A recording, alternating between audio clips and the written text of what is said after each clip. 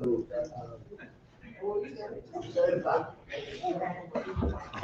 my birthday.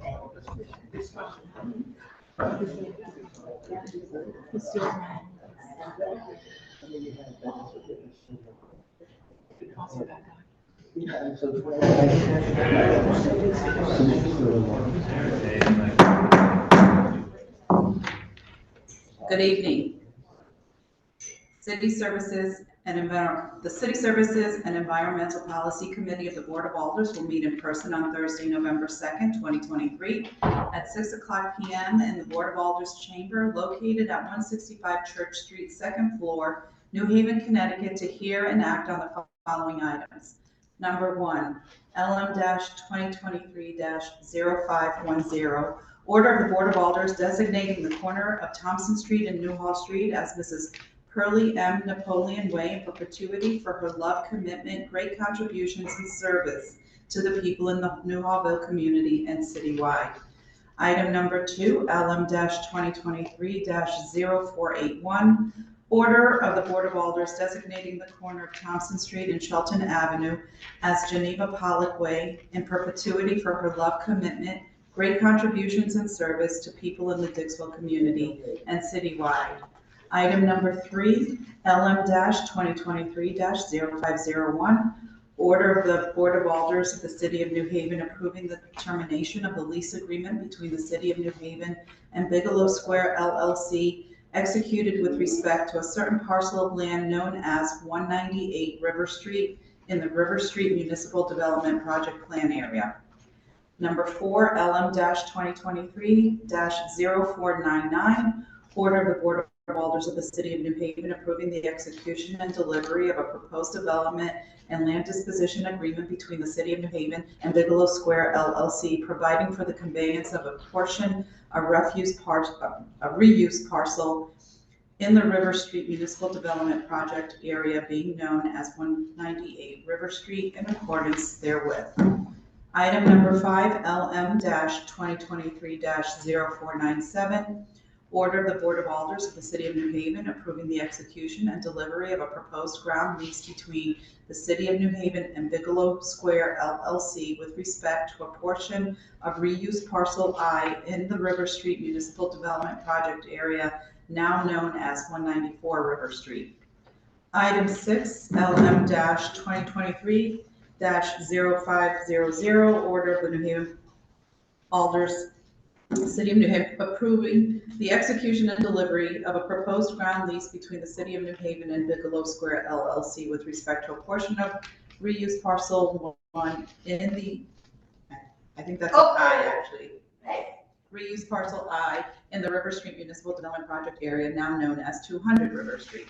Item number 7, LM-2023-0498, order of the New Haven Board of Alders authorizing the city to apply for and accept a grant from the Connecticut Department of Economic and Community Development in an amount not to exceed $969,750 to support environmental cleanup of 198 River Street and the River Street Municipal Development Project Plan area.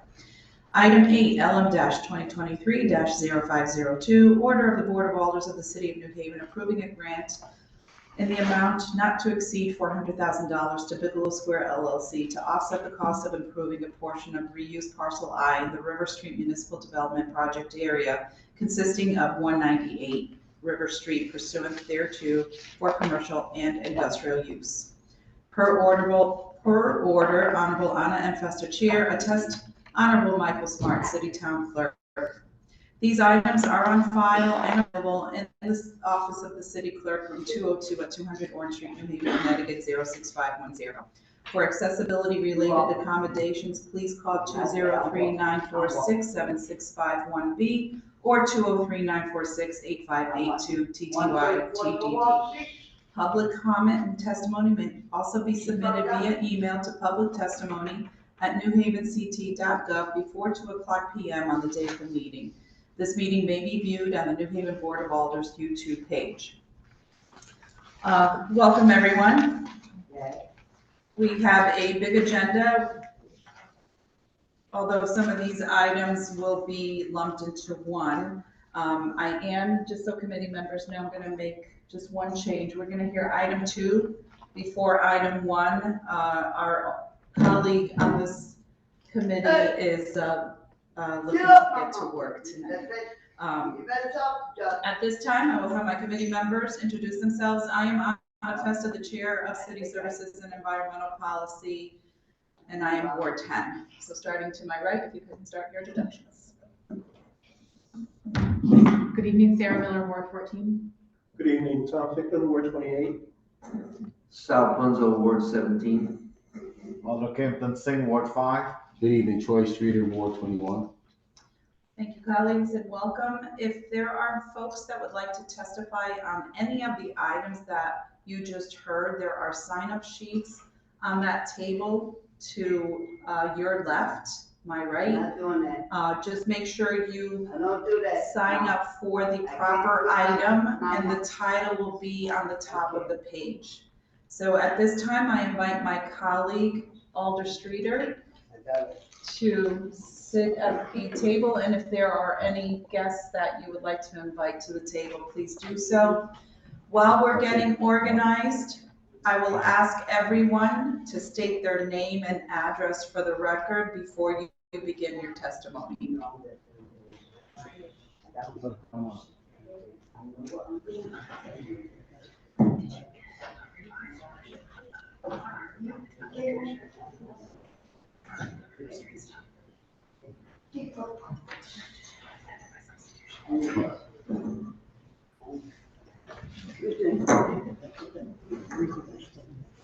I can see you. Oh, no. What? You gotta wait.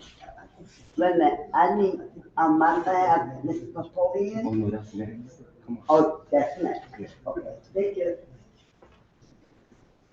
So at this time, we invite Alders Streeter, as well as any folks that are willing to testify regarding the Geneva Pollock Way.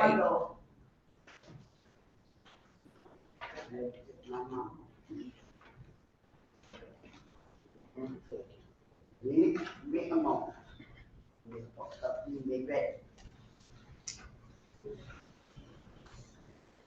And again, just as a reminder, the microphones work really well.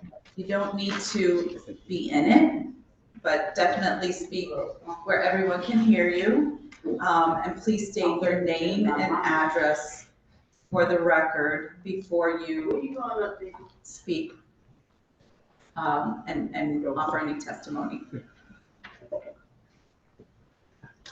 Alders Streeter. Troy Streeter, 428 Dixwell Avenue, New Haven. Okay, I bring this motion for the renaming of Thompson and Shelton Avenue to Mrs. Geneva Pollock Way. Ms. Pollock, she used to be my 7th grade teacher at Jackie Robinson. She was a former ward chair. She was an usher, different churches. She always extended herself. She, very good lady, very well known in the community. And I think this is a great honor, to have this corner where she lived on Thompson Street for many years, renamed Ms. Geneva Pollock. Thank you. Hello, my name is Donna Myers. I'm the granddaughter of Geneva Pollock. She was a pioneer. Stop you 1 second. Just name and address for the record. 96 Thompson Street, New Haven. She was a pioneer in our family, in her community. She taught many years, over 30 years for New Haven Public Schools. She was a mother and a leader in her church for many years as well.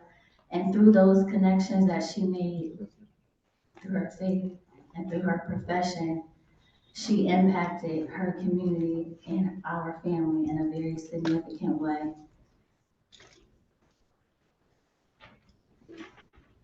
Unfortunately, she passed during the pandemic, and we were not able to honor her life with a funeral.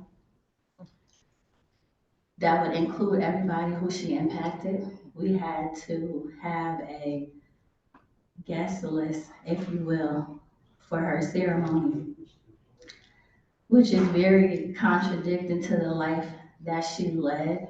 She was very selfless. She was always helping anyone in need. And the street renaming would be able to honor her life and the legacy that she left on her community in in Newhallville, as well as her impact in the New Haven community.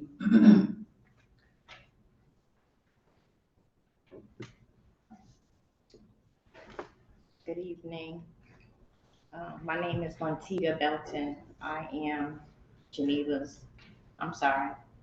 daughter. My address is 96 Thompson Street, 3rd floor, New Haven.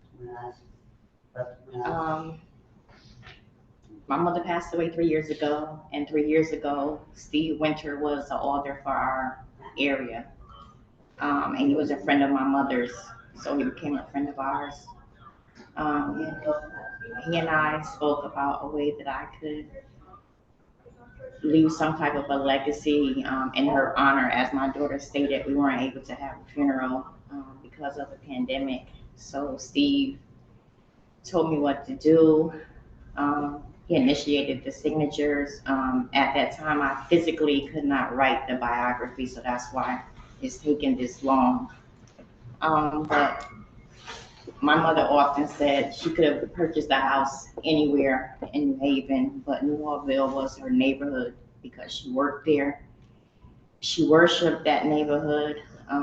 She went to church in that neighborhood. She walked the streets at night in that neighborhood, and she always said she wasn't afraid because it was her neighborhood and those were her kids, those are her students, and they would protect her. And 12 o'clock at night, she would walk up to Trinity Temple Church and would refuse a ride because she felt safe and she loved the neighborhood. Politics, she was the co-chair, alder person for Miss Brenda Foskey during her tenure. She would volunteer during the voter registration from 6 o'clock to after 8. Every voting season, she was there. I just hope that the committee would vote in favor of renaming Thompson and Shelton to Geneva Pollock Way in honor of my mother. Thank you. Yeah. Yeah. Hi, I'm Cassandra Napoleon, and I live at 126 Newhall Street, New Haven. I know this is not no coincidence because Miss Pollock and Miss Napoleon were best of friends. I think it's a divine spiritual thing that Miss Pollock could be named on Thompson and Shelton, and Miss Napoleon could be named on Thompson and Newhall. This is not no coincidence. Miss Pollock served and served and served and served. She was at every funeral. She was every usher to every funeral. She would come by and talk to Miss Napoleon, and Miss Napoleon would go and talk to Miss Pollock. They worked together. They lived in the same community, and I could not convince either one of them to move out of Newhallville. They deserve. Amen. They deserve those street corners to be Amen. after them. They helped so many children in that community. Everybody knows Miss Pollock, and everybody knows Mrs. Napoleon. Thank you. Napoleon was a good woman. I mean, and that's my stuff. Get up, huh? What? Good evening. What you doing there? How's everybody? My name is Larry Conway. I reside at 231 Colony Road, New Haven, Connecticut, Ward 28. Mr. Finklin is my alderperson. So to you distinguished alders, today we're gathered here at this hearing. We have a remarkable opportunity to celebrate Geneva Pollock and achievements of an extraordinary individual who left a significant mark on our community. She taught English at King Robinson School. She touched many, many, many student lives. Those lives are spread across the city right now. And they're doing some remarkable things. First and foremost, not only did she have a remarkable individual's education, and taught English, she's not as a profession, but as a passion. It was a passion that she did this with. I did have the opportunity to work with her for several years as a colleague. Beyond her dedication to education, she was a family person. She treasured the importance of family, bonds, and embraced the role of a devoted parent, spouse, and sibling, always placing her loved ones at the forefront. She provided unwavering support and nurtured her family's growth. You see her family here right now. I also have the privilege of working with her granddaughter in education right now, who's a school social worker, and she's going to pass her legacy on to her children. I also had the opportunity to work with her son at high school in the 90s, and before his passing, he was doing some wonderful things. We also must acknowledge her remarkable community mindedness. The speakers before me, they have said that. I don't want to go into that a lot. I just want to just say, as we propose the street naming in her honor of this remarkable individual, we not only pay tribute to her accomplishment, but also ensure that her legacy and her family's legacy lives on. So I just hope the committee passes this on to the next stage, and I support the street naming. So thank you very much. And I think, Mr. Punzo, you had a street name after you, didn't you? So you know the humility and the honor of this privilege. And I know you. Oh, yes, you did. I certainly did. So thank you so much, and I appreciate you giving me this time to pass these remarks on to this remarkable individual. Thank you. Thank you. Thank you. At this time we'll open up to questions from colleagues, but I just have one for Alder Streeter. What would she say about you today? And what kind of student were you? Well, I wish she was here to see me in the role of Alder. She was more than just a teacher. She was like a mother figure too. Mm-hmm. You know, she didn't play. You know, so everyone respected her, and she was serious. She cared about her kids. You know, and if her students was her kids, she cared about. Could I just add, please? Not only did she care about her children, she cared about the community and her students. You heard the stories of her walking home, and she was a lady of faith as well. Any questions from colleagues? Questions? Just a comment. We can do that during discussion. Thank you for being here this evening. You should be very proud. Sounds like your grandmother was truly an amazing human being. And these corner namings give us the opportunity to look up and see a name and say, you know what, that's someone to emulate. So thank you for being here tonight. The process is we go through the whole agenda and we vote at the very end to approve. But looking through all the documents, the logistics of it all everything is here and in the packet. And we appreciate you being here tonight to honor Ms. Pollock. Thank you so much. Thank you, guys. Thank you very much.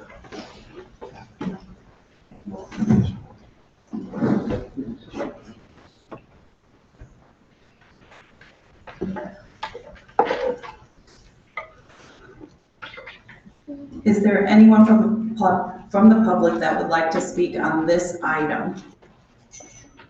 Is there anyone from the public that would like to speak on behalf of the Geneva Pollock Way corner naming? And once again, if there's anyone from the public that would like to speak on this item, please come forward.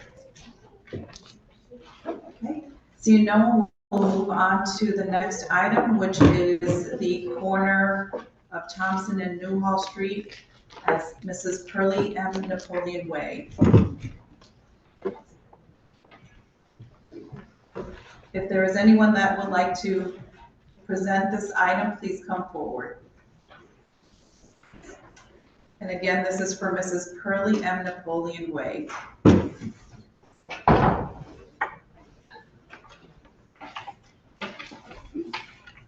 Good evening, and once again, I will remind you to state your name and address for the record. And this is, again, designating the corner of Thompson Street and Newhall Street as Mrs. Pearlie M. Napoleon Way. Would you like to start? I'm Cassandra Napoleon, and I live at 126 Newhall Street. We, the Napoleon family, are calling out the Newhallville and the greater New Haven community in regards to our mother teacher, Mrs. Pearlie M. Napoleon, who served not only as an educator, but the community as a whole. She was a dedicated member of Mount Hope Temple. She served on the usher board, and she created a support group for the community, and she became a deaconess. She also was a Block Watch member and a mental health worker at the Newhallville Mental Health Center. She mothered so many in the community. If you didn't have any food, you could stop by Mrs. Napoleon house and she would feed you. If you needed a few dollars, you could stop by Mrs. Napoleon house and she would give it to you.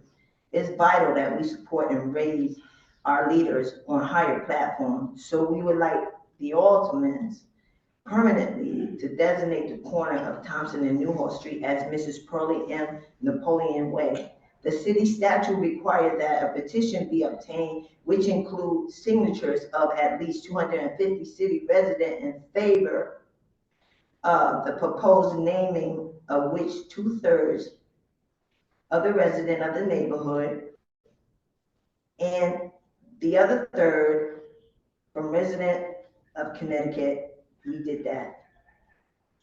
My mom, Mrs. Napoleon, once again, I don't think it's a coincidence that Mrs. Napoleon and Mrs. Pollock had this hearing on the same day. I think it's a divine intervention that they are worthy of those street names to be named after them. I think that not only Mrs. Pollock served and wasn't afraid of the community, I know for sure that Mrs. Napoleon wasn't afraid of the community.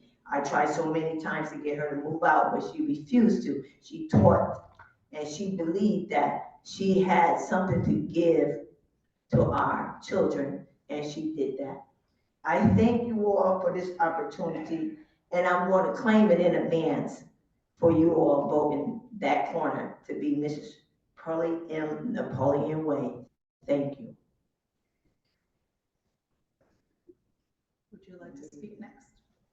Just state your name and address for the record, and then you could go right into your testimony. My name is Waldo Napoleon. I live at 234 Mountain Road, West Haven, Connecticut. And, wait, no, wait, stop. Take your time. About, talk about your mama. All right, I go. My name is Kelvin Lloyd. I'm Miss Napoleon. It's my stepmother. She was a good teacher, a community. You could go to her. It was a Father. Happy Jesus. Follow me. Follow me. She said, hope in. She gave that joy. Yes. And the knowledge. She was a school teacher, and she was my kid, my baby. Papa. But you know what? That's my mother, and I love her, and I want her to get that. And that's all I got to say. And that's my brother. Thank you. And before you speak, can you just state your address for the record, please? 58 Hilltop Road. Thank you. Follow me. Hey, I got something good. Oh, happy day, every day. Okay, Seems like Sunday. Yes. After a while, All right, seems like Sunday. Every day. I'm sure she would be very proud. Mm. And your Yes, state. yes, yes. Well, we're I was gonna there. give her son a chance to speak now. He did. I like to say my mother stayed there over 50 years. Yes. I think that community was safer. I mean, her sentiments for her too. For 50 years, she extended her hands to the community. All right, She extended her hand to the community. everything. My mother teach over 1,000 kids in that community Yes, she did. because how I know, they kept Tell visiting. him about it. They visit more than once. They visit Tell him more about than it. twice. He come out to the light. And he taught, she taught, but did you talk? She taught the kid money, but Miss Gail, let him finish. Let him finish. And then you can talk again if you want. oh yeah, that's him talking. I just want to say, And after she was a mother figure for more than enough. God bless. You know, I mean, when God was passing out blessings, I guess my mother received all of them. You know, Mr. Napoleon did never would come to her I door just and want- the door was open. I just want to say to the community, on behalf of myself and my family, my two sisters will be more than welcome if you honor us that privilege. Thank you. Thank you. That's what I say. Did you want to add something? Yes. Go ahead. Every day seems like Sunday. After a while, seems like Sunday. That's what, she was a church going woman. It You sounded like understand she what I'm sang saying? beautifully and taught you well. Okay. Thank you for your testimony. Good evening, my name is Carol Jeanette, and I live at 42 Elliott Street, New Haven. I just want to say something brief about Miss Napoleon. I didn't know her that long before she passed, but I've heard a lot of great things about her. She was a teacher to my sister, and when I used to go visit my girlfriend here, she would always tell me, come on in and have a plate of food to eat. She always go to church with her daughter. She's a wonderful person. She has a beautiful heart.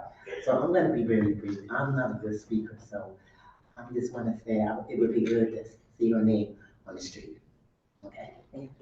Thank you. Is there anyone else from the public that would like to speak on this item? Samaka? Come up. Is there anyone else from the public that would like to speak on this? Well, I could keep speaking, because that was my mama. I know, and I'm sure she is very proud of you. Oh, But you know what? I'm gonna open it up to my colleagues to ask questions, Okay. if they have any. Any questions from colleagues? Y'all looked at me when I came in. Go ahead, Alder. My question to whomever can answer is, were these two submissions coordinated? So you said that they were friends. Was that really a coincidence that they're on the same agenda? It was the spiritual man. It's friends. Yeah. Sounds like they're in cahoots. They working together. They were very well. Yes, we were It's the higher collected. power. And that was my girl. That was my girl. Any other questions from colleagues? Okay, thank you very much for your testimony. Thank you. Thank you. Is there anyone else from the public that would like to speak on this item?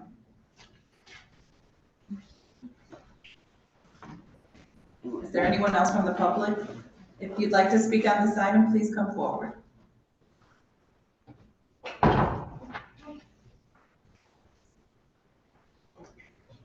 You can have a seat and state your name and address for the record, please. My name is Pamela Lindsay. My address is 9 Victory Drive, New Haven. And Miss Pearlie Napoleon was my mother-in-law. And she was a pillar of the neighborhood. The house on 124, 126 New Hall Street was a fixture. And they owned that house since 1963. And everybody knew the Napoleon family. She raised 7 kids and God knows how many grandkids and neighborhood kids. It was like the hub of the community. I just would like to say that if anyone deserves to have the street named after her, it would be her, because she deserves it, and she, like they said, you know, she was a teacher, she was a mother to everyone, and she really, really deserves this. So that's all I have to say. Thank you. Thank you. Thank you. Is there anyone else from the public that would like to speak on this item? Is there anyone else from the public that would like to speak on this corner naming? And for a third time, if there's anyone who would like to speak on this, please come forward. Okay, seeing none, we will move on our next agenda item. And just as a reminder, we will vote on this at the end of our agenda. You can stay if you'd like, or you can leave and our office will get in touch with you with a vote. You know what? Let me tell you. Okay, item number 3 is regarding the River Street development. My mama. Yeah, let's go. Let's go.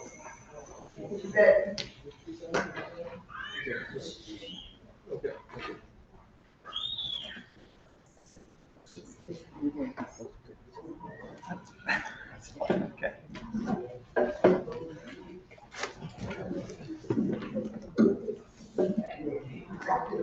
Good evening.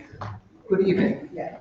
So I know that the remainder of the agenda is actually the two, well, remember it's not all. So it would be 3, 4, 5, 6, 7, and 8. So we will go into the presentation, which will cover all of it, and you'll tell us the bits and pieces. Just as a reminder, name and address for the record, and then you can start. Thank you very much, Chair Vesta and members of the CSEP committee. I am Steve Fontana. I am one of the city's deputy directors of economic development, and I reside at 23 Angel Place in North Haven.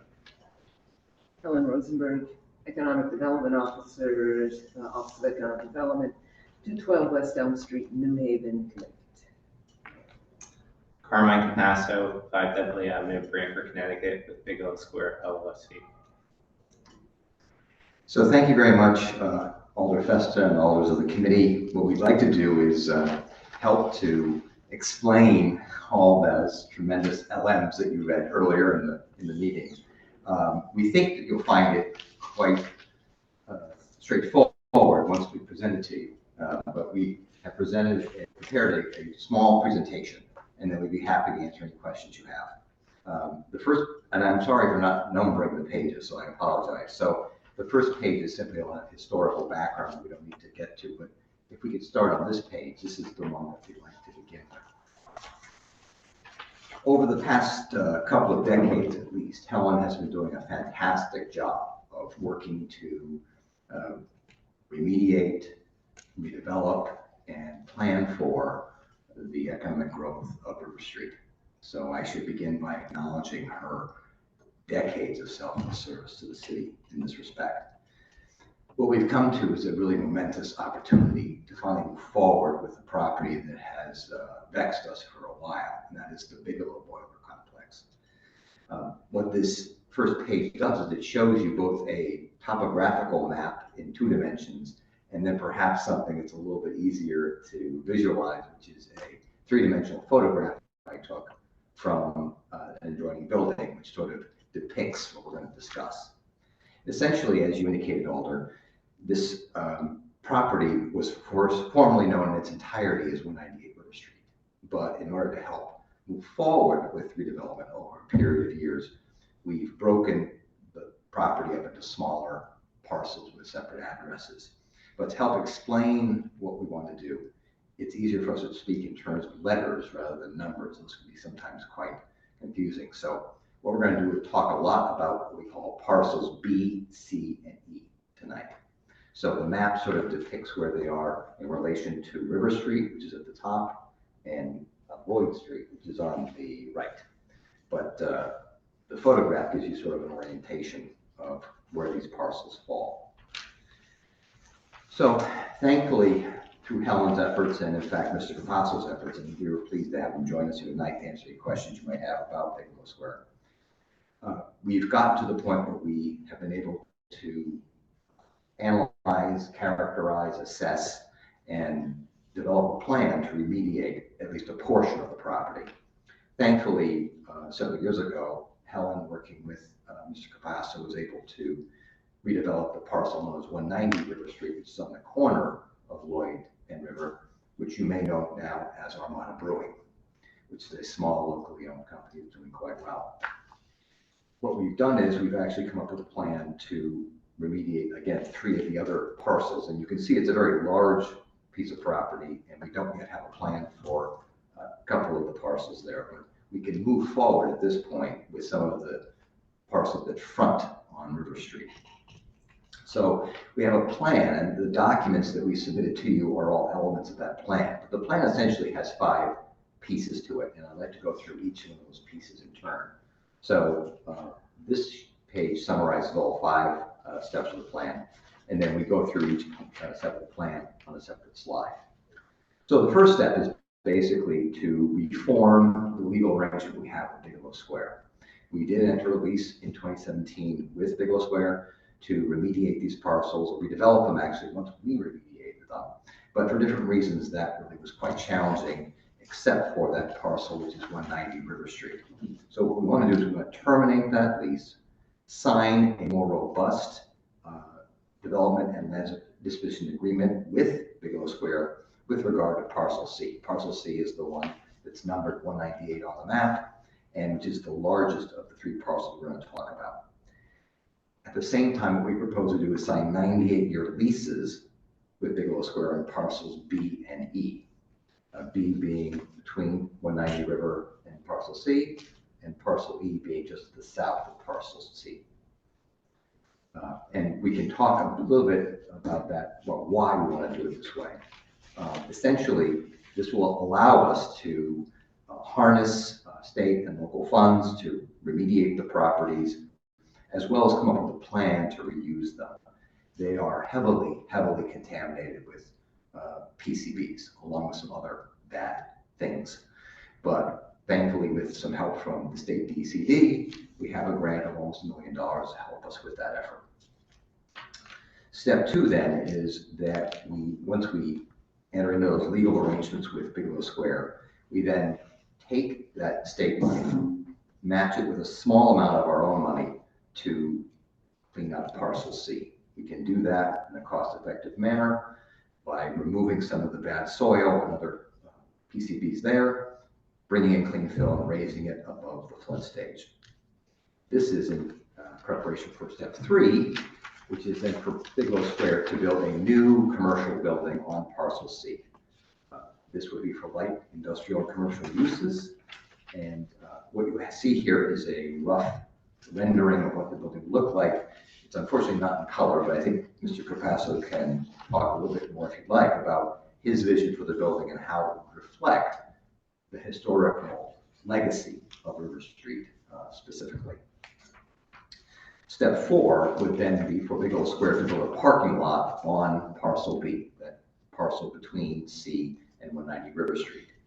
This is for a couple of reasons. First is both Armada Brewing need more parking, but also the tenants that Mr. Capasso and Bigelow Square will have on Parcel C will need more parking that we can provide on site. So the purpose there is to create parking for those purposes. Beyond that, Parcel B is a very contaminated site, so redevelopment of it is very problematic, other than doing a little bit of cleanup, capping it with pavement and using it just for parking. And then finally, step 5 would be for Bigelow Square to construct a storage area for Capasso Restoration, which is a sister entity to Bigelow Square on Parcel E. Parcel E, again, is just to the south of Parcel C. This would serve Capasso Restoration, which is a thriving and growing business, and provide them with the ability to put appropriately stored materials and equipment on the property adjacent to their existing site. Parcel E is a challenging site. It is landlocked, it is small, it is is very contaminated. So again, it's something else that we really can't use for what I would call truly meaningful in terms of tax and job generation. But we can use it for a useful purpose. And again, to support a business in the area. Mr. Capasso's business is at 34 Lloyd Street, which is, as you can see, just adjacent to parcel E. So it makes sense that he would then be able to use that parcel to the rear of his building and property for storage of equipment and other materials. So again, that is sort of the big picture, the 30,000 square foot level. Again, we think this is a cost-effective way to move forward after several years of effort to redevelop at least some of the parcels on the property. So we appreciate this opportunity to come before you. We note the favorable reviews we've gotten from the City Planning Commission, the Fairhaven Community Management Team, and the New Haven Development Commission. And we'll be plenty happy to answer any questions you have and respectfully request your support. So thank you very much for your time. Thank you for your presentation. Did any of you want to add anything before we dive into questions? I don't want to go into more detail. I think keeping it simple, this is like working. Yeah, okay, keeping it simple was probably the best way to start. But I've lived with these properties since the River Street Municipal Development Plan was adopted in 2002. So anything you want to know? and the Capassos were very adamant about wanting to buy the building at 34 Lloyd Street, which is just a shell, in 2006.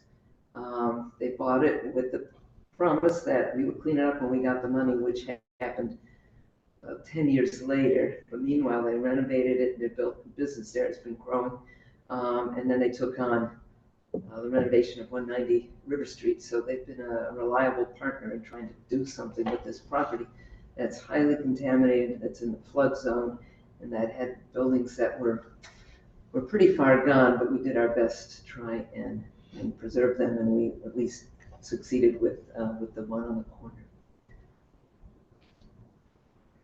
Mr. Capasso, did you want to add anything? Sure. Yeah, like Helen said, several years ago, we approached the city when it's for 34 Lloyd Street, and with that, we committed to lease the property, fix it up, and then eventually buy it when the city cleaned it up. Helen stuck to our word. She worked hard to get the grants to clean up 34 Lloyd Street. We took a big risk to fix it up and hoping that she would. And 10 years later, the property was cleaned up, and we ended up purchasing 34 Lloyd Street. And then after that purchase came through, working with Helen, we came up with a plan to try to develop the Bigelow Square properties, which encumbered 190, 194, and 198. With the goal was once the city got development funds to clean up the properties, we would go in and fix the buildings up.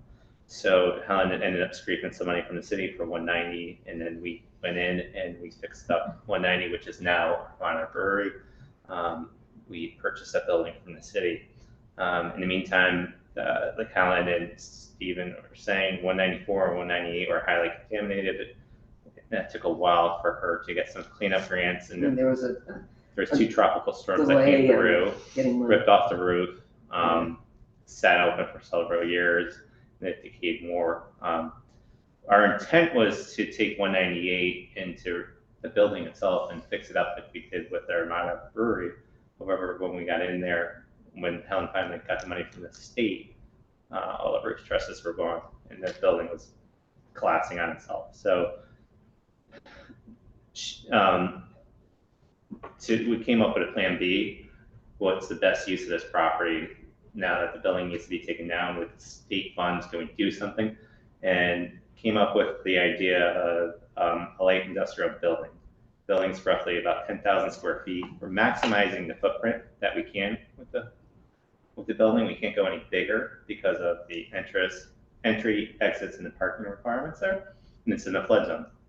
So with 10,000 square feet, we're building on spec. We do have potential tenants. Armada Brewery's very interested in bringing this brewery facility there. But we set it up in the sense that they're going to be broken down into one loading dock and then 5 individual bays with garage doors in the back for small businesses. So it'll be great if one person took it all, but if not, we can give it to small businesses, 2,000 square foot units. I think there's a demand in the area. There's nothing with high ceilings, garage doors.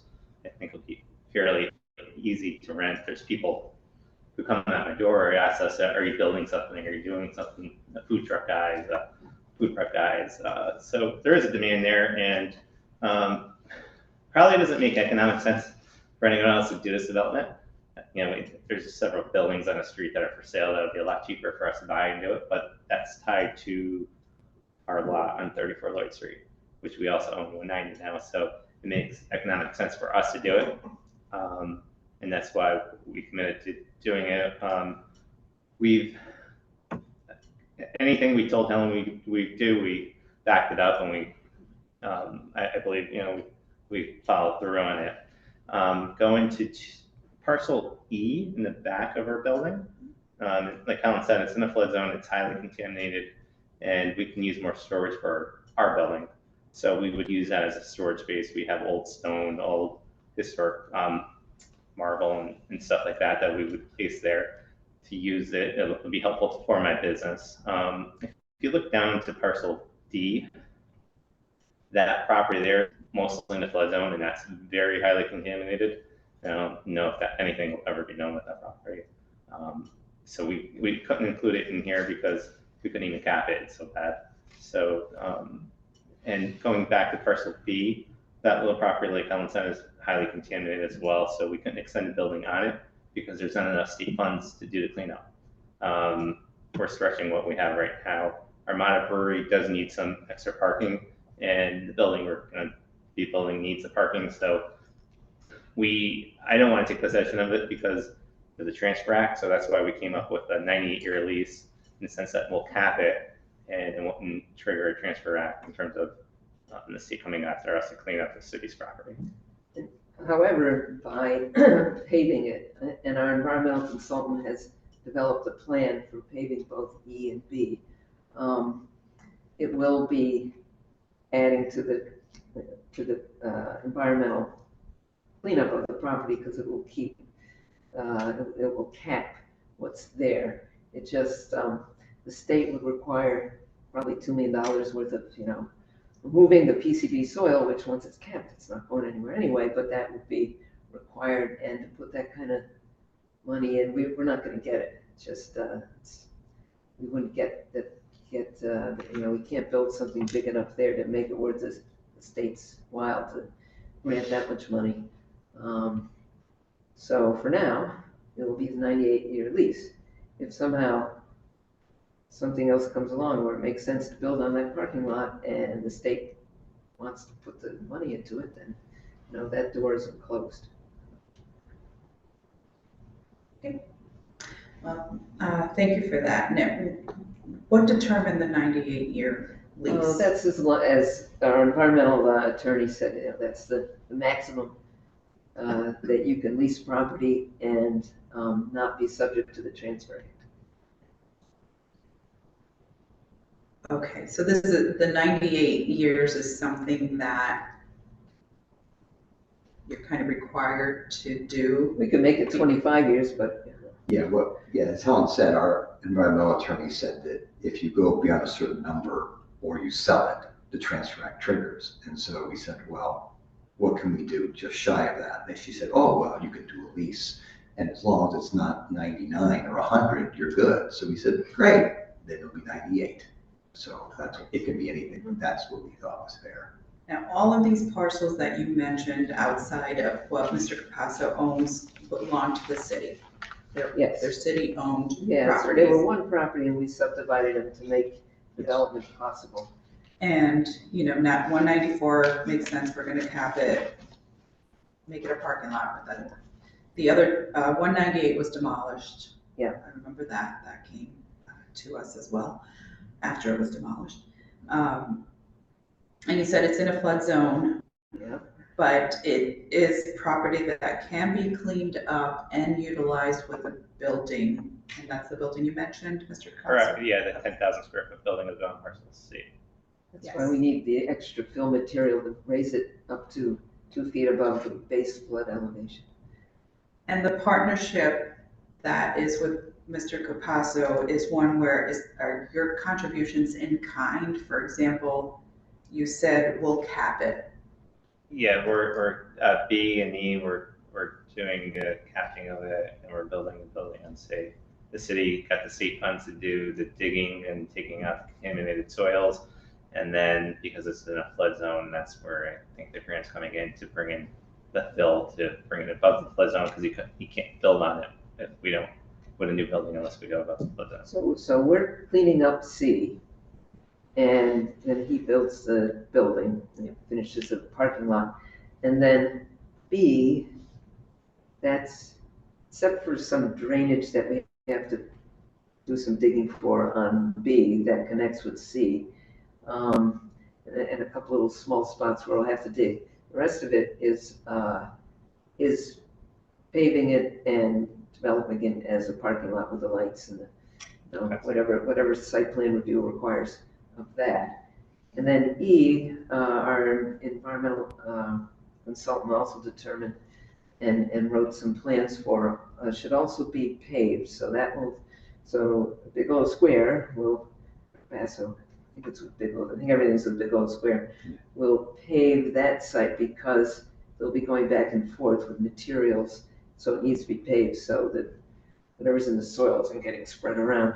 So everyone will be better off because those areas are capped and will be used to create jobs and greater investment and more activity on that corner. And I'm hoping that with this development, it might light a fire under the owner of the 2 vacant properties, the former Hardy Press and then the former Lynn Ladder properties, which are currently vacant and somewhat on the market. Or, I know one definitely isn't one. Hardy Press is more or less, as well as the vacant, part of the Phoenix Press property is vacant.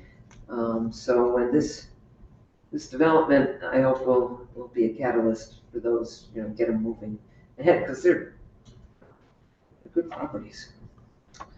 And actually you brought up something that I was concerned with, which was cars driving on this dirt and then bringing that dirt elsewhere. And the drainage, you mentioned the drainage, it's going to be done, I'm gonna say environmentally minded and we don't want anything going into our drains either. This all has to be approved by the City Plan Commission. So we have engineers that have been working on that. We'll work in consultation with Capasso's engineers. I'm certainly not going to have anything that makes the environment worse. And what is our financial implication? Well, we got the request for approval of that $969,500, which is our consultant's estimate for most of that cleanup on parcel C. And then there's a gap of at least 400,000, hopefully no more, to provide the fill material to complete the project, because you have to fill the areas where the PCBs will be removed, and then you have to raise it up 2 feet above the base flood elevation, which is a change recently from the 1 foot requirement. So we're looking now for projects that have clean fill material. So the obligation of the city is the $400,000 Alder. That will be coming from our economic development accounts, the capital budget that you all approve for us every couple of years. So I don't know if it's land and building bank or community. It could be commercial. Either would be eligible. But those are the funds that we have at our disposal. Okay, yeah, because there's 2 items. One is the grant. Yeah, that's accepting for the $969,750, and then there was the $400,000. So that is the city's responsibility. Investment into this. Yes. Okay, and it's Mr. Capasso who will be doing the work. First, we're doing the cleanup work on C, but he'll do the work on B and E. And how much is that? Well, our estimate, from our environmental consultant who drew up the plans, and of course, it's whatever he can get, the bid for, but it was about 400,000 for the parking lot and maybe 250, I have it on my desk, but. We can get you the Yeah, actual if you want numbers. the actual, opinion of Estimates. probable cost, but about, I think, 250 for E, for paving that. Okay, so that's in addition to what is listed here. Yeah, it's 2 million to build the building. Right, we listed the state and the city money. We didn't talk Well, about- yeah, it's in the, I don't know what's in there, but I think it's in the It's not in the DLDA. presentation. Right, it's in the DLDA that his expenditures will be about 2 million on C. And I don't know if we put a cost for B and E, but we put down what needs to be done, so. And lot C, which total cost could be $2 million, that's where there's going to be the possible 2,000 square foot units. Yeah, for a total If of 10. Yeah, so the construction estimate's roughly $2 million for 10,000 square foot with the floating dock. That's where the building will be built. That's the only area that's really not as contaminated that they can dig up and bring soils in, because B and E are highly contaminated and cost multi-millions of dollars to dig it up and clean it up. So lot C, just for clarification purposes, 10,000 square feet, it's about $2 million to build. That's the commitment I'm gonna be making to the property. The city's doing the commitment from the state grant and their grant to do the environmental cleanup and then bring the clean fill in. So who's paying the $2 million? I am. You are, okay. I just wanted to make sure Yeah. I have it Yeah. clear, because there's, Like Steve says, 400,000, that's what we're asking for from the city.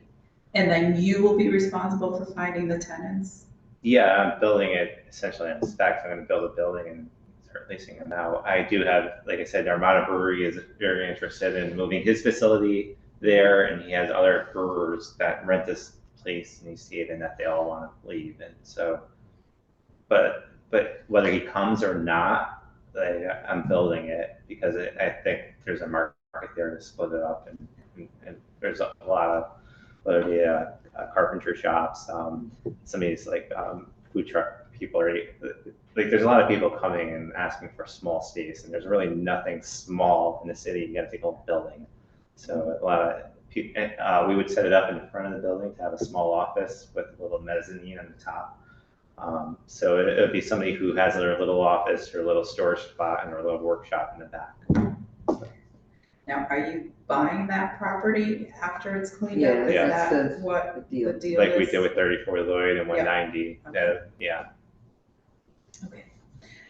Questions from committee members? Alder Miller.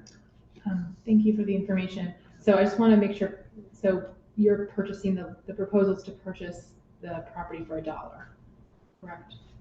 Correct. Okay. But I'm also giving that grant to somebody, Oh, the Dixwell Congregational Church. 30. Yeah, 30,000, that's State Historic Preservation Office declared that would be a way to mitigate the demolition.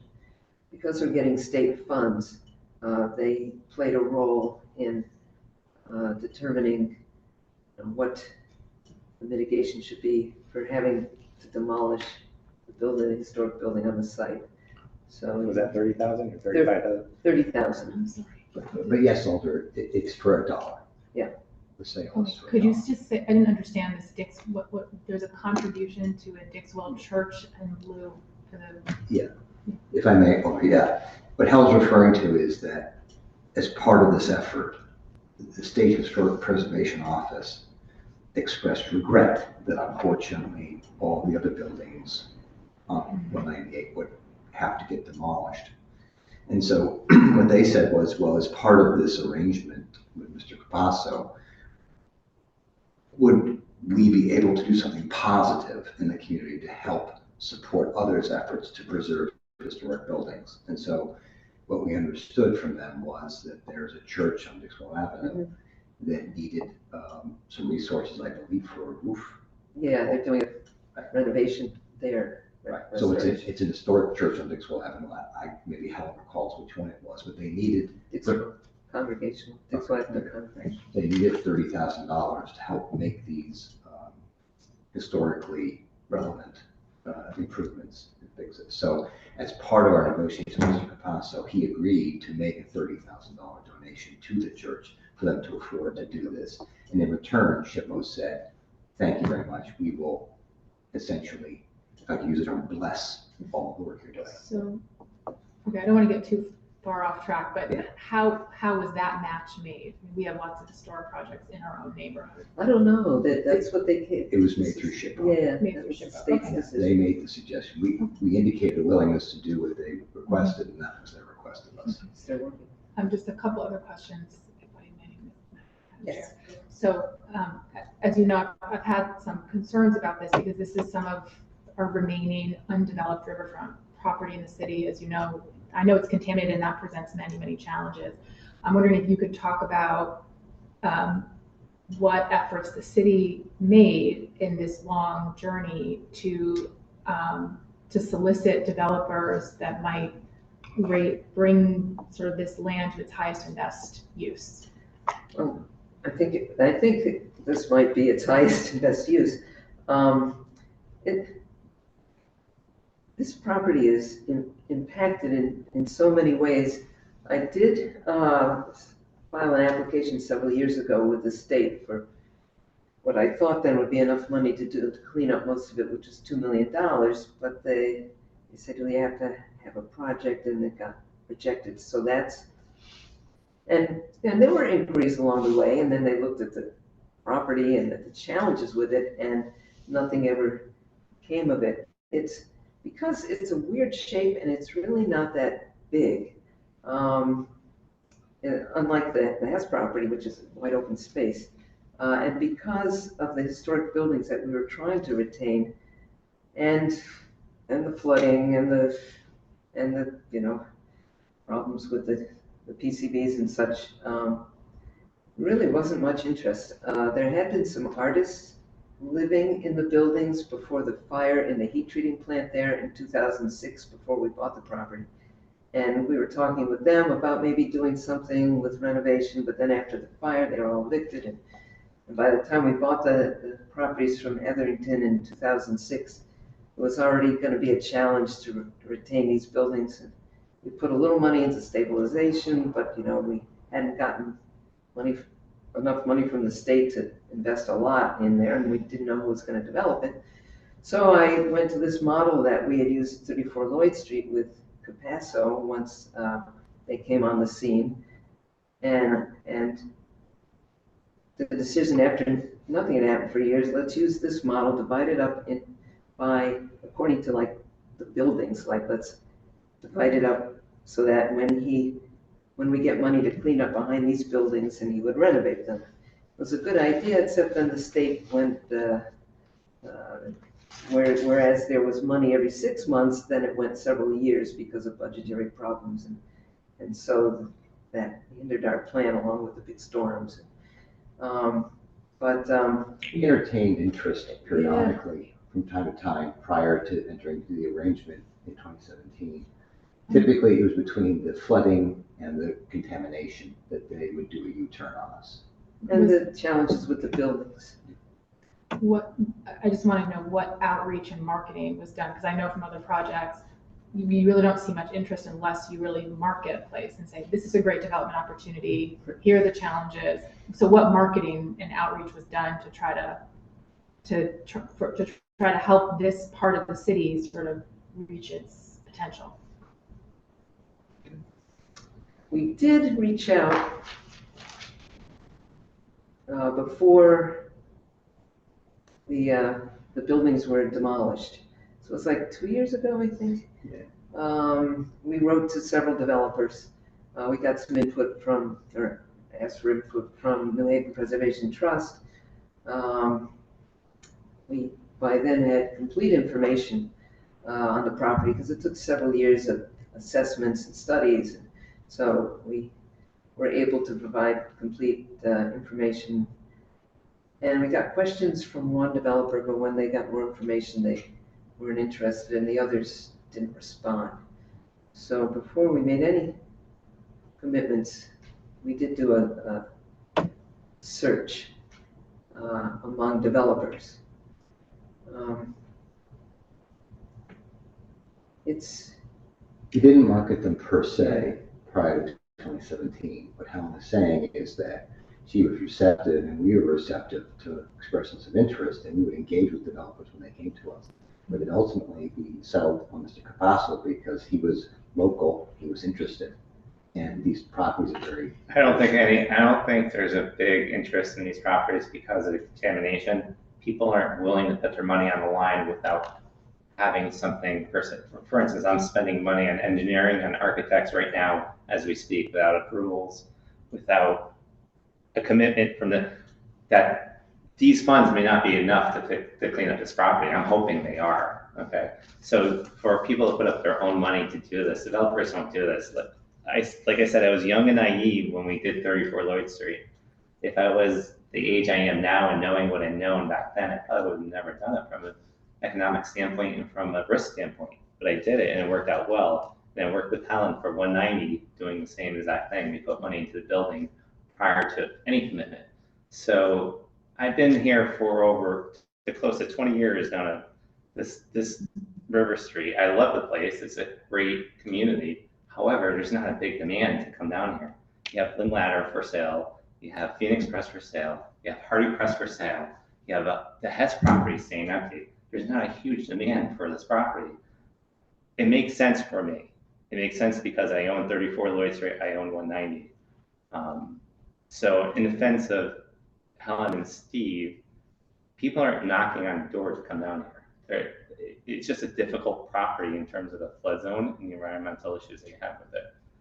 Maybe I'm speaking because I have a vested interest in this, but from a business standpoint and from a taxpayer in New Haven, I think this is a great development for the area. You know, if we could clean this up, like Helen said, maybe do spur development that somebody wants to come into Lynn Ladder.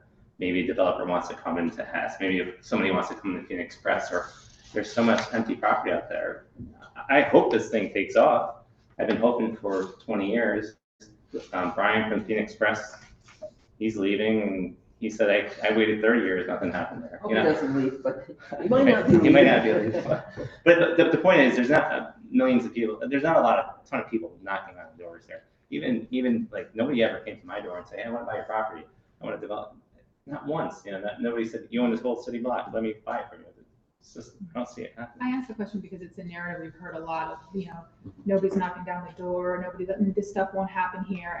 And I just don't accept that as a premise. I think that we can have bigger ambitions and bigger dreams. And, you know, I'm not saying I'm not going to support this. I think it's really, that framing is problematic. And we should have a vision for places like this that have tremendous potential and not just sort of take whatever comes along, but really go after it more aggressively. Just one other question, if I may, which is about the changes to the resolution the Development Commission made, which were some suggestions. I wonder if you could speak to those 5 items and how you plan to integrate those. We have them. Yeah, we know about those. Yeah, these are things that may not have been in our packets because I think they were just added. The signatures just went in today. But I just wondered if Mr. Capasso could talk about, they mostly have to do with the fact that this is riverfront property and how that will be integrated. Also, I mean, one is about the public street and how you intend to make it sort of more pedestrian and bike friendly rather than less. Also, how it will not sort of turn away from the water, but design with the intention of a future riverfront trail, which we hope to see someday. Cooling practices, given the impact of climate change and especially heat on Fairhaven, stormwater practices, and hours of operation for noise. Those are the 5 things that I mean, he actually has. We have a copy here. But we can respond. Well, I'm just wondering if he's the one who's gonna have to implement it. So some of those are city, like the street, the parking, and the trees on the street, the bioswales. Those are all city. I think why don't we all, Helen and I respond to the city aspect of it. So obviously, these came up with the Development Commission, and we're pleased to work with you on those, and they've been incorporated in this. I think what we saw was that there are plenty of things there that should be easily able to be, certainly the trees and the bioswales and the public right of way along River Street, along with some of the other aspects. And obviously the hours of operation are typically things that get incorporated in the site plan approval process as part of the city planning commission. So that's something. I think with the traffic issues on the street that you identified, we have engaged with Sandeep Isola and Bruce Fisher at TTP to find out exactly what they think we can accommodate on the street in terms of fulfilling the priorities that you've expressed in that item. The street is somewhat narrow, and obviously there's a lot of speeding on it, which leads to the speed humps. But one of the things that they've discussed is that they think that a bike lane would be really appropriate and suitable for that spot instead of parking. So if that's something that you and your colleagues on the board would support, we think that would be very easily doable in that spot. Certainly these properties are well away from the river, so they certainly will be visible from the river, but they will not impact the river directly. But I think all of those items that you've listed, we're certainly very eager to work with you on. We think a number of them are very easily accommodatable within the plan that Mr. Cabasa will develop for his site per se, as well as the improvements that we can make in the public right of way. And as far as the drainage and the light reflectivity requirements, those are city plan requirements. So we'll have to abide by, you know, the best practices for those improvements. So and they're pretty strict. So I think that will be done. As far as trees on the site goes, I checked with our environmental consultant and the engineer, and so maybe you could fit one tree on that property and still have room for all the, you know, ingress and egress and maneuvering and loading and unloading. And on that property only because we're doing so much excavation. So maybe, but I don't know, one tree is going to meet the goals of trying to have more cooling.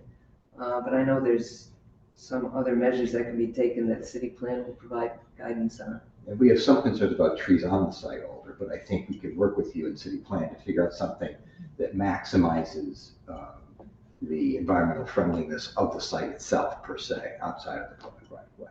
Okay, thank you very much for that. For number B, in terms of integrating into the design and site plan, the expectation of a future riverfront trail and access, what is the plan for that? Well, these sites are not on or adjacent to the river, so. But they're very close, and if we ever have a riverfront trail, you will want a correlation between that trail and this property, toward the street. I'm a little, you know, I just think we need to know what the, do you have any more suggestions on how that might be done? I know you've spoken with Chris Ozzie, gave him a call the other day, I'll tag him again tomorrow. Because there was an email that he sent to the CMT in which he expressed like his proposals, but we never got a copy of it, so I'm gonna nag him for that. It's not like we're not open to it, I'm just not clear exactly. And one of the things, Alder, honestly, that I've been confused about was whether or not the trail would actually access the river from Criscola Park instead of through that sort of River and Lloyd intersection. If that's the case, it wouldn't impact the site. Obviously, if it didn't, then it would. So I think it's just something we have to Ideally work. both, right? You wouldn't just do Right? Ideally, you would have access from the park and from major properties. It's just that, I mean, it's in the plan and that's the goal, it's designed, we have a design for it. So it's just a question of getting the money for the cleanup. And I don't know with, you know, everything melting, how that's gonna affect things in the next few years, but definitely we would need money for the cleanup, so.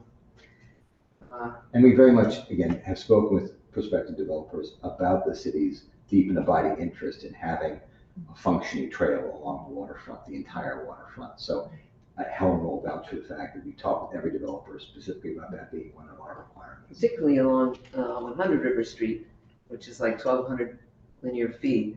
And we can get a big enough development that we should be able to get public money for that trail. And once that happens, and hopefully we'll be seeking developers. some point for that, then that would, perhaps we can get the state to put in some money for this little piece of it too. Thank you. My last question is just, are these elements integrated into the actual DLDA? Is that before we vote on the DLDA? Not necessarily tonight, but, you know, before the second reading? We have a draft of the DLDA that incorporates this stuff.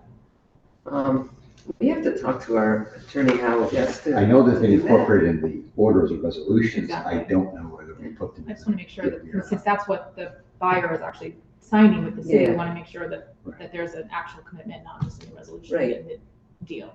Well, yeah, I mean, we talked about it, and we thought, well, the pooling aspect and the drainage, I mean, all that could go into the LDA, that's a commitment. We weren't sure about the tree, whether that should go in. The design, I mean, that's something that the developer would do, is a design that would respect the riverfront. But it was hard to know what to ask for, because this is a very broad concept. It doesn't ask for specific things. So it's not like we haven't worked on it. We can put something specific in there. I mean, like I said, the pooling and the drainage, that's gonna be as required by City Plan Commission, but we could put it in there with that language. But as far as the street trees, a bike path, I mean, that's, I don't know why that would go in the LDA, because Not that's. that stuff, the stuff that is the developer. Yeah, no, we've started to draft something, but we do need to work with our attorney, because you see, We started If we could ask to see like a red line at least a week before the second reading, so we're not getting it the day of, that would be helpful. Of the DLDA. Of the DLDA, yeah, thank you. All set? Yes, thank you. Yeah, I'm just gonna go back to something regarding the marketing of the property, because we are getting a grant or applying for a grant for remediation, and generally developers don't want to come in and have to do that as well as build, but since it's going to be clean property, would there be a case to market it at that point? I mean, what is, and this is nothing, this is just. No, I understand. But I don't think the city would have got the grant without a developer in the first place. Yeah. That's what I was gonna say. And if it's not developed, you're gonna lose your grant. That's been the chicken and the egg, you know, you have to have a development to apply for the money. And even when the buildings were standing, the ones that were decent enough to remain standing, and that's questionable, there's only 30,000 square feet. And some of them were unusable because they were one story and you couldn't flood-proof them. The one that was most usable after 190 was renovated was the 3-story one that Carmen was hoping to get renovated, and that, you know, the trusses collapsed. But I've seen developers come in, there's like the, well, bad example, but the clock factory, which eventually will be redeveloped. And I mean, that's 130,000 square feet. You can get a return on your investment. These buildings weren't really big enough. I think it's fair to say that it was a sort of chicken and the egg situation, which I think you were alluding to. Mr. Capasso, by virtue of the 2017 lease, has a right to the property, so we couldn't just market it prospectively at that point to anyone. And then, to your point, DECD said to us specifically, we won't give you money to clean up without an active project. So we said, all right, well, how do we get the active project? We have to have somebody who's prepared to do the work.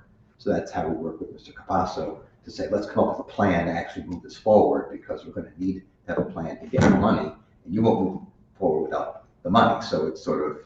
And these are important points to make, because it clarifies a lot of even our questions that with the cleanup, you need a developer. But I thought we did a cleanup or applied for a cleanup for George Street, the parking lot, without a developer.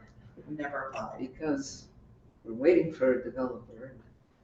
We haven't applied yet. We want to apply, but the same condition holds. You can't apply without a project, and you don't have a project without the money. So you have to have both at the same time. Didn't that come before us? I thought that came before us a while ago. Well, I didn't submit an application.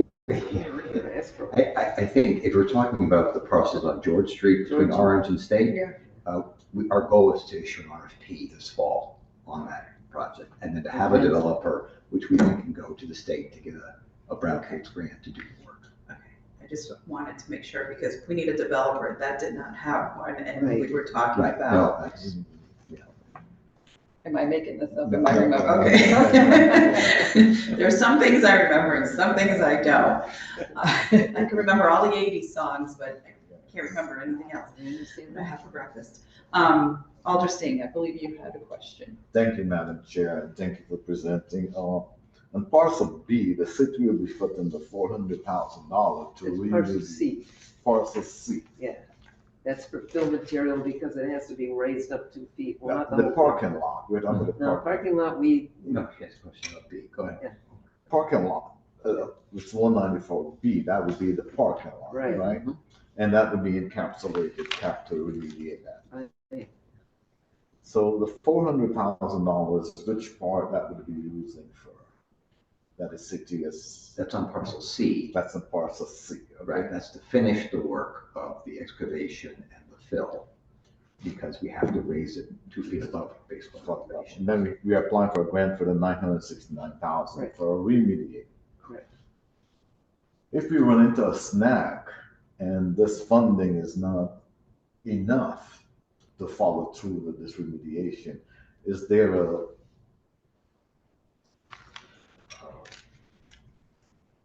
a plan to fund the rest of it to complete it once we started and we run into a snag and unforeseen circumstances and this funding is not enough to complete it?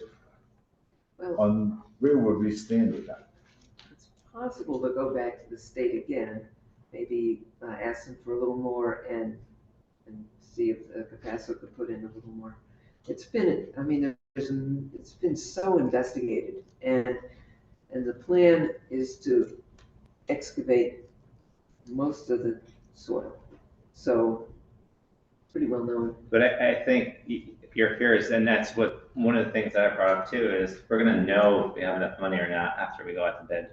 So the bid documents are being put together, it's gonna have a public opening, public bid, prices are gonna come in, and we're gonna see whether the remediation is enough or not. And if it's not, then this project may not go forward. If you don't have the money to clean it up, I can develop it. So that's one of the things that I was saying as a developer, we're putting money up front for the engineering and the architecture in hopes that this money is enough. And we will know at the time of bid whether it is or not. So we're not going to start the project and then stop it. There's no contingency. No. So as a public bid, if there's not enough money, the city can just cancel a bid. It's not funded. So Yeah, we did seek to estimate conservatively on the clean fill that we have to purchase with the $400,000. Helen was monitoring that, and the prices, believe it, that even dirt varies dramatically, depending upon who's got dirt and how clean it is. So what we try to do was budget conservatively when it came to the fill aspect. And so to your point, Alder, if it turns out that's the case, we hope that we will be able to get a better price on the fill than we estimated in the budget here. Yeah, because this would bring this project to fruition. And if there's a snag run into that, and then there's no contingency, that, like Mr. Parsons said, that would hinder this project. No, that's where my thinking We understand, is yeah, going. we understand. Before it got started, at least, so they had a good point. Thank you, Madam Chair. Thank you, Alder Singh.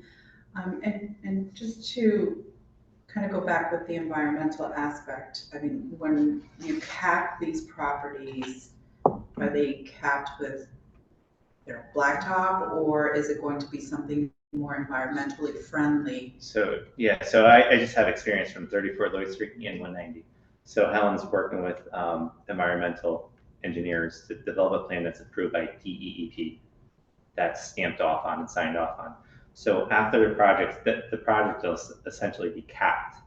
And after it's capped, then as a developer for 134 Louis Street and 190, I have committed every year to do an environmental assessment report. I hire an environmental engineer to come down to check the pavement to make sure it's not cracked or damaged, that vapors could come up, and I have to fix it. So every year I hire an engineer to come down, do a report, sign off on it or I need to do repairs, and then I send it to the DEEP as a document. So that's part of the condition of this project for me to maintain this property for the rest of its.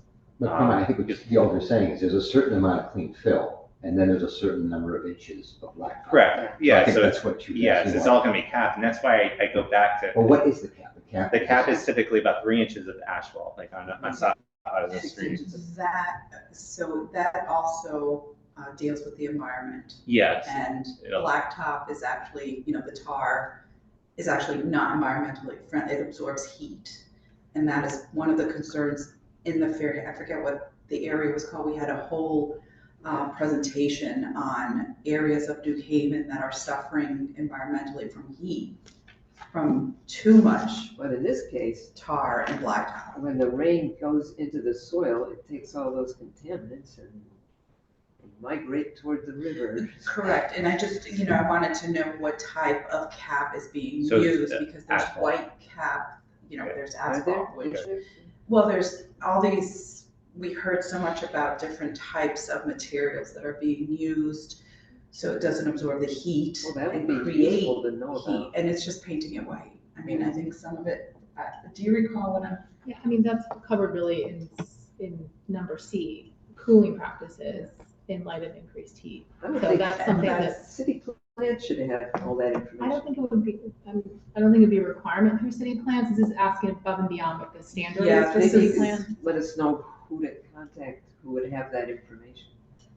And We had some experts, gosh, when was it, a year ago or more? That There's a came. ton of public information Yeah, about there this is. topic, so Yeah. I think we'd like to, that there be a plan for cooling practices for the whole project. Because that's part of it. The cooling practice is not just planting a tree. It's also No, what type of capping are we using for our parking lots? The bioswales that also provide environmental good. These are all things that we as a board made a commitment, even on our legislative agenda, to make sure that any new development is environmentally friendly to a degree. I mean, I'll Google alternatives to blacktop. I think it was a UConn professor, was it UConn? That gave us the presentation. I mean, this is something that Director Winter could advise on. Yes, yes, We have a yes. position. Yes, yeah, if you can, speak with Director Winter, he's well aware of all of these environmental concerns and whatever else, is in his brain that. We can do that. Because this is something that we do need to look at moving forward with anything that we develop and expect of even developers, no pressure or anything there, Mr. Capazzo. But there's that, and then, let's see, so if this grant goes through and it's enough money for remediation, and Mr. Capazzo purchases the property for the $1, you will build on it. What is the tax implication on this? Property taxes, because you will be paying, it's a taxable property. Obviously, we don't know the amount yet, right, or approximate, and when will it actually? Well, he'd likely apply for assessment deferral. It's a 7-year phase, and so it will, of course, taxes that will increase every year. I think the timeline was that if we move forward, we could start next spring. The building would probably take 12 to 15 months to build. Mm-hmm. So the building might be complete, say, in the middle of 2025, to the end of 2025. Obviously, it would have to come on the grant list then, probably that following October 1 of 2025. So taxes will phase in over a period of I don't time. know what the appraised value might be, whatever the new 10,000 square foot commercial building. We don't know that, unfortunately. Okay, but it is a taxable property. Yes. That will get put onto the grant list. Yes, indeed. Any further questions? Alder Penzo. Thank you, Madam Chair. When you remediate property, how deep do you have to go?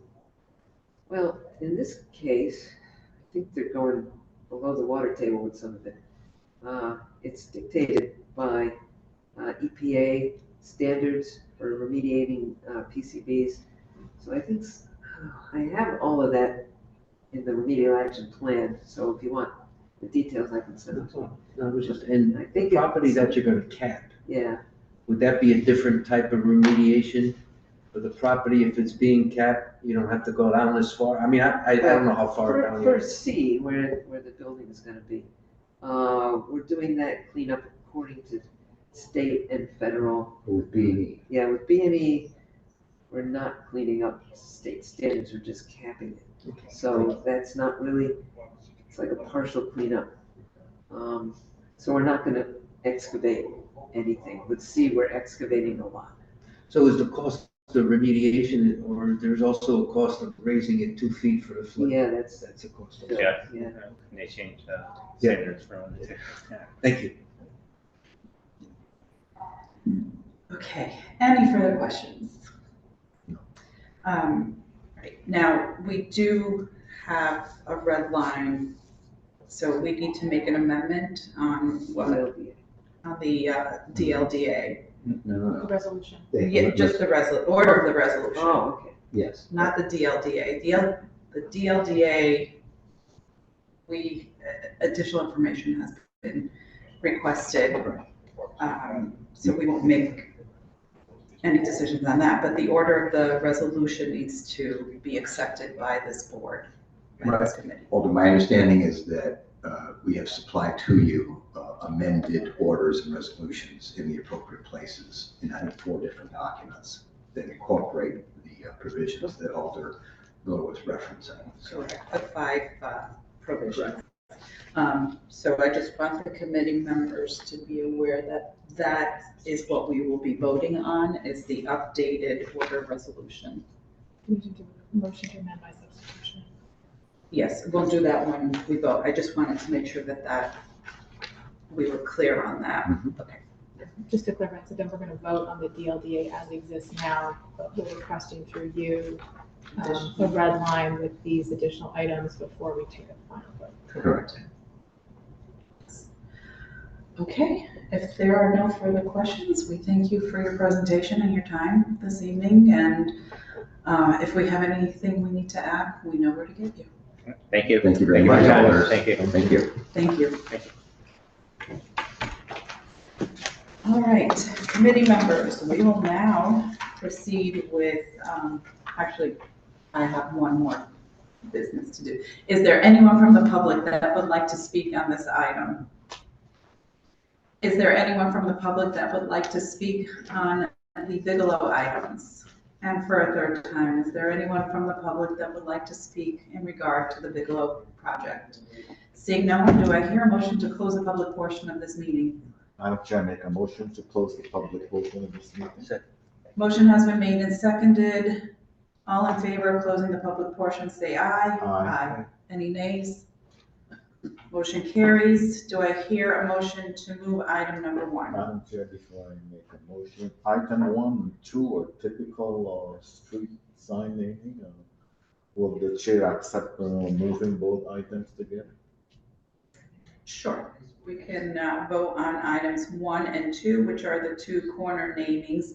One for Mrs. Pearlie Napoleon and one for Geneva Pollock. Do I hear did you make the motion to move 1 and 2? Madam Chair, I'd like to make a motion to move item 1 and 2. Do I hear a second? Second. Items have been moved and seconded. Any discussion on those 2 items? Alder Singh. Thank you, Madam Chair. As we heard the testimony of these 2 individuals that has been a beacon in the community and give back so much, naming street corner, I take that seriously. Because they're going up there for some time and there would be a representation of our city and it tells a story. And I'm convinced after hearing this 2 testimony regarding these 2 individuals, I'm in favor of approving this, Madam Chair. Thank you, Alder Singh. Any other discussion? Alder Miller. I'm also in favor of moving forward. I think what's particularly nice about these two corner namings is they're both for teachers, and not just teachers, but public school teachers, but also community leaders. So people who were integrated into their schools and the communities, and remind us of a time when the schools and the neighborhoods were more integrated. And so I think there's a story to tell there, which, you know, can maybe help guide us moving forward as well. So I'm happy to support both items. Thank you, Alder Miller. Any further discussion? I'll just add, I think this was divine intervention on top of it. I do support these corner namings. These are the ones that I actually love to support because they're New Haven residents who have made a difference in their neighborhoods, who have made a difference in people's lives, not only the students, but the residents themselves. They were ushers in their churches. They, were co-chairs. So community oriented, politically oriented, educators. And when you get these types of corner namings, those are the ones that we can admire. And it's a great example of New Haven and what residents come out of New Haven. And these are the good stories that need to be told. So with that, I hope my colleagues will support these two items. Any further discussion? Seeing none, let's take a vote.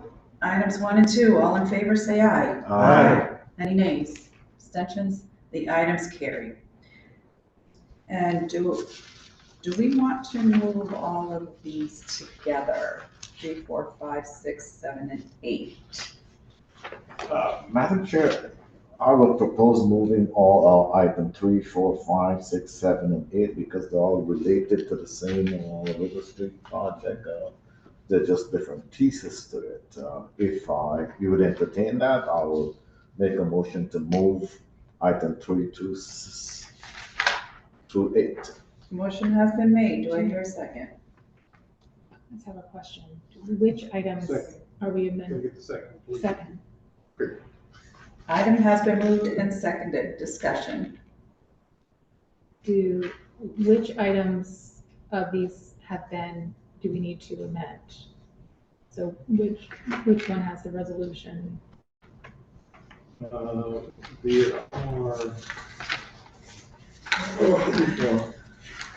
if you, without going through that on the order, if you just make it clear that what we are substituting is the most recent version of all of them, then we can clean that up after. Okay, that's fine. Figure it out. Okay, we have moved the items. They have been seconded. We are in discussion.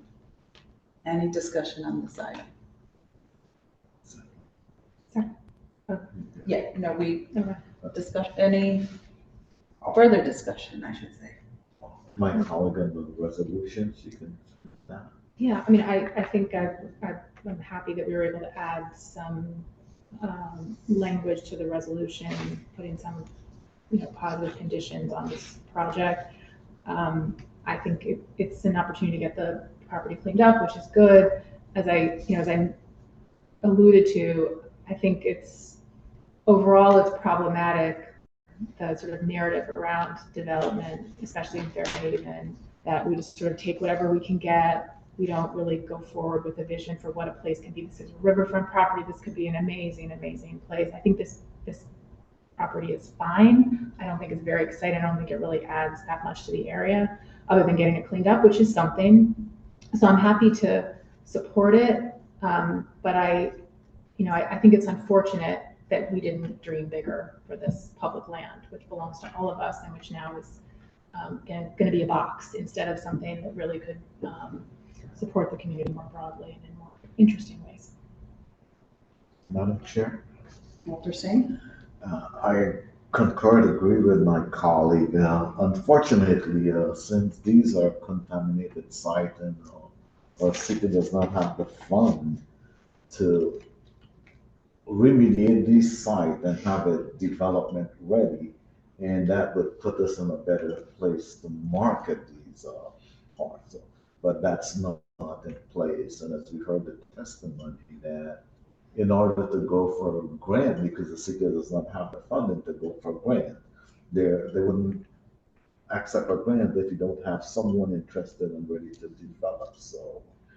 And, yes, I wish we had something better like housing, et cetera, and things like that to the waterfront there, but unfortunately, all we have is a development with a warehouse, so. And, that's before us tonight, so I would support this at this time. Due to economic reason for, not having this parcel developmental ready or being more in mind of what could be appropriate for that site. Thank you, Madam Chair. Thank you, Alderson. Any other discussion? I'm just gonna add, I agree with Alder Miller and Alder Singh. I think we could be doing more to make it a little more exciting. This is a great piece of property that could be developed even into artist studios or, something more than just another warehouse type of facility. With that being said, we also heard that it's been years in the making for remediation. It's taken a long time. It sounds like it's probably about 18 years that this property has been in the mess that it's in, without the city doing anything other than watch it really dilapidate and a lot of it had to be demolished. With that being said, we do have a developer, and with the developer comes the opportunity to remediate, as we learned this evening. In order for this property to get cleaned up, you need a developer.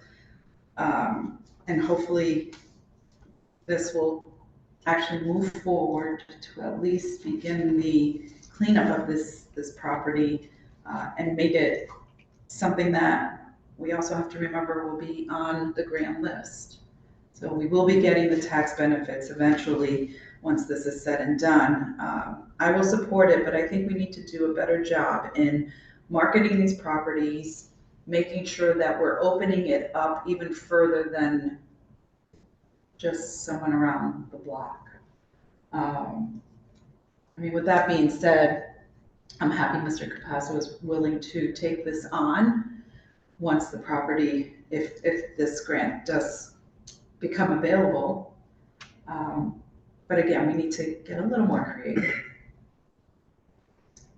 Alder Finkel? Thank you, Madam Chair. In line with what you just mentioned, from a process standpoint, from an integrated communication process with the city, there were several properties mentioned that may or may not even be on the market.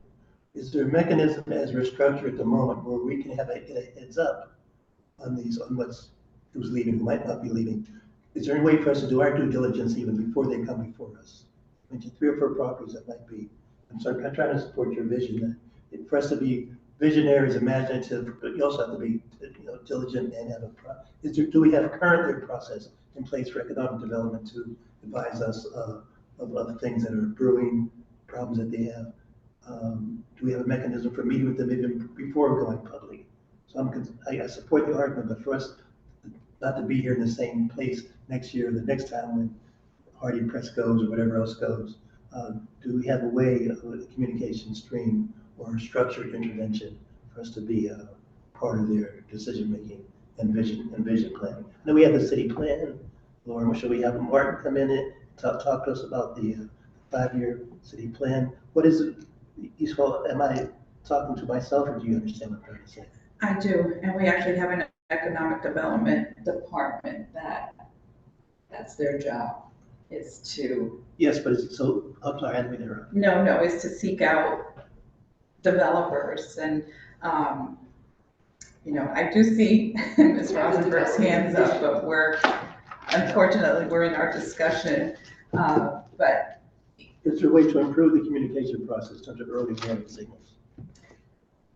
And I think your message was heard, so hopefully that will take, hopefully your concern with the communication will be taken serious by our economic development department to get us maybe a little bit more involved. Is there a way to officially request that that happen, or is it just a wish list and a desire and a prayer? I think, well, we can make any So request. I'd like to request that we explore enhancing our communication process with the Economic Development Commission pertaining to properties that might be proposed to be sale, might not be on sale, just for us to get a handle on what's cooking. This is very frustrating to sit here and have to be Monday morning, Sunday morning quarterback. Yes, noted. And that request will be made. Thank you. And you're right, they did mention some properties, other properties that are for sale, but those are by private sellers. They're not any city properties or, well, city property, they're private establishments that are up for sale, like the Phoenix building that has, and there was another one that are for sale. And yeah, so with that being said, hopefully this discussion that we're having right now, those properties will sell to something that is a little more exciting. But we don't have much of a say when it's a privately held building property, if that makes any sense. Any further discussion? Anything anyone wants to add? So before you vote, I think what Aldermiller was starting to do was to move the substitute, Yes. the updated ones. So if you can do that, then we can then vote on those with the most current ones. Yes. So we're going to vote on the updated order of resolution that we all received that listed the 5 items that we discussed with economic development and Mr. Capasso. So as long as we're going to vote on this amendment and then vote on the whole package. Okay? Alder Miller, did you like to propose the it? amended resolution and other documents as provided this evening? Do I hear a second? Second? Okay, the item has been moved and seconded, or I should say the amendment has been made and seconded. We're going to take a vote on just the updated order resolution amendment that was just proposed. All in favor of that, say aye. Aye. Any nays? Abstentions? Okay, the amendment has been made. We will now vote on all the items as amended. All in favor of items 3 through 8 as amended, say aye. Aye. Any nays? Abstentions? Okay, the ayes have it. Madam Chair, I make a motion to close the motion. Are you making a motion to adjourn, Mr.? Adjourn, yes. Okay, Motion to adjourn. a motion to adjourn has been made. Do I hear a second? Second. Adjournment has been made and seconded. Any discussion on adjournment? All in favor of adjourning, say aye. Aye. Any nays? Okay, we are adjourned. Thank you, everyone. Thank you, Madam Chair.